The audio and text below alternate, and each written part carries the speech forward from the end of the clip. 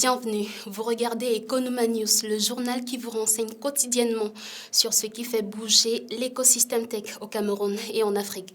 Voici les titres de ce jour. Le Cameroun lance un appel d'offres dans le cadre du projet d'accélération de la transformation numérique PATNUC financé par la Banque mondiale. L'objectif est de soutenir les innovations numériques visant à stimuler la croissance agricole. On vous en donne les détails dans ce journal.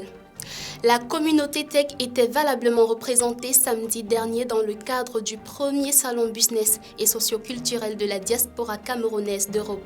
Un bref compte rendu dans ce journal vous en donnera un aperçu. L'Agence nationale des TIC, connue sous l'acronyme ANTIC, c'est l'organisme du gouvernement dont on dresse le portrait dans ce journal. On se retrouve tout de suite.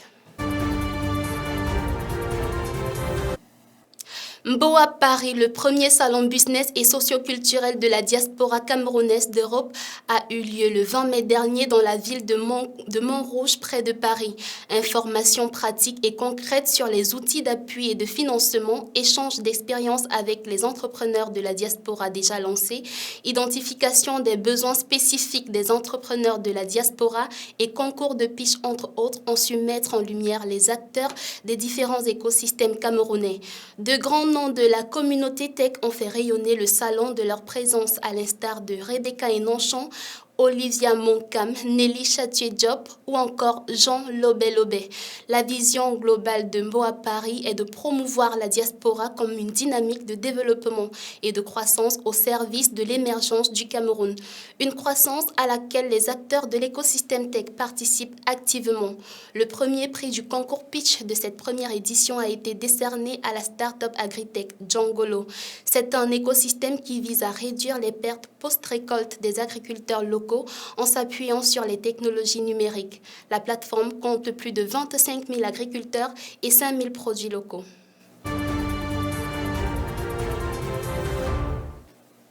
Et on parle toujours d'Agritech qui connaît de beaux jours au pays. Dans le cadre du projet d'accélération de la transformation numérique PATNUC, financé par la Banque mondiale, le Cameroun veut soutenir les inventions qui stimulent la croissance agricole grâce au numérique. Le gouvernement a récemment lancé un appel à manifestation d'intérêt en vue de recruter un cabinet pour l'organisation des concours dénommés Agritech Innovation Challenge ainsi que des foires B2B.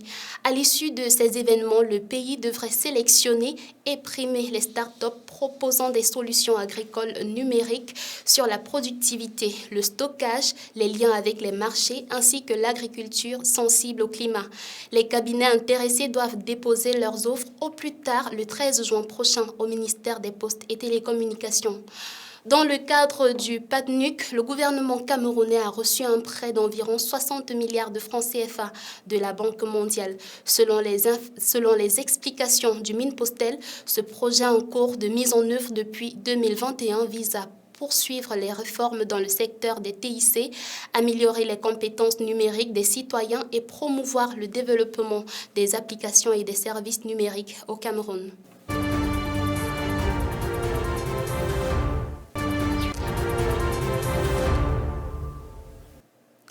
Portrait de la semaine, nous vous proposons de découvrir ou de redécouvrir, pour ceux qui le connaissent déjà, cet organe du gouvernement du domaine des TIC, l'ANTIC qui existe depuis 21 ans. Mais avant, nous sommes allés à la rencontre de quelques Camerounais afin de leur demander ce qu'ils en savent. Je vous propose de les écouter et on se retrouve juste derrière. J'ai entendu parler de l'antique, mais je ne connais pas mes camarades. Je ne connais pas vraiment ce que ça signifie. Ça veut dire quoi? Ça veut dire que vous devez vous rassurer que les droits des citoyens sont bien sauvegardés. Sur le plan de la télécommunication, quand on parle de la télécommunication, on va parler de TIC, ça veut dire que téléphonie et autres.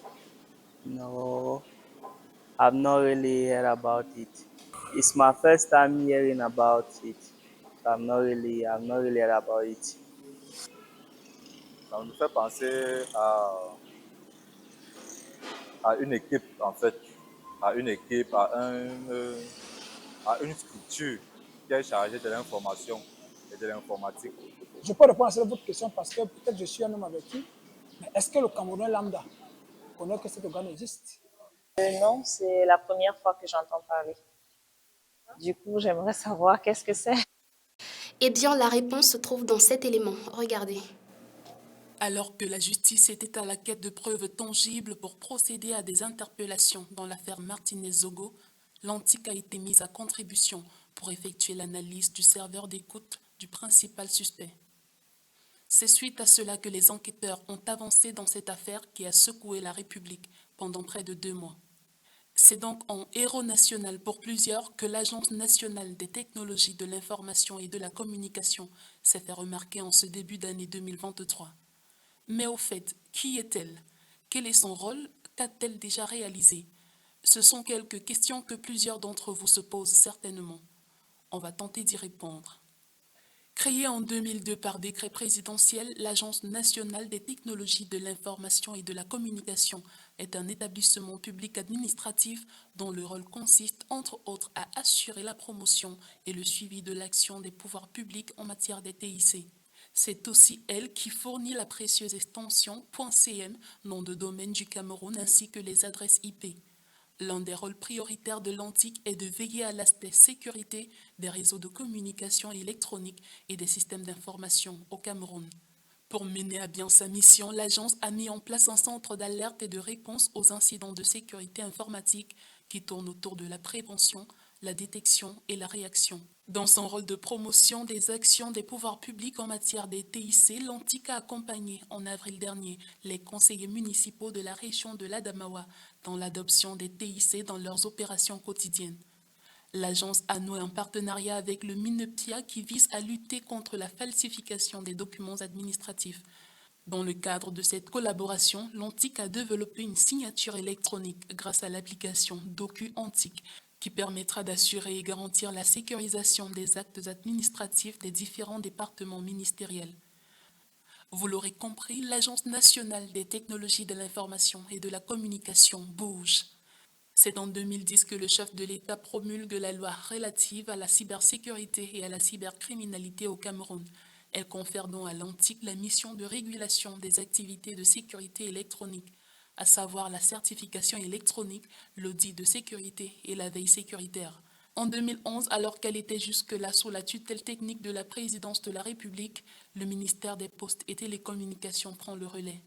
L'Antic est placé sous la direction générale du Dr Ebot Eno, nommé depuis le 24 janvier 2006 par décret du président de la République. Au cours d'une conférence des services centraux et déconcentrés de l'agence qui s'est tenue à Edea du 13 au 17 mars dernier, le directeur général de l'Antic a exhorté son personnel à valoriser le travail d'équipe et la recherche innovante en vue d'endiguer la vague croissante de cybercriminalité dans notre cyberespace national.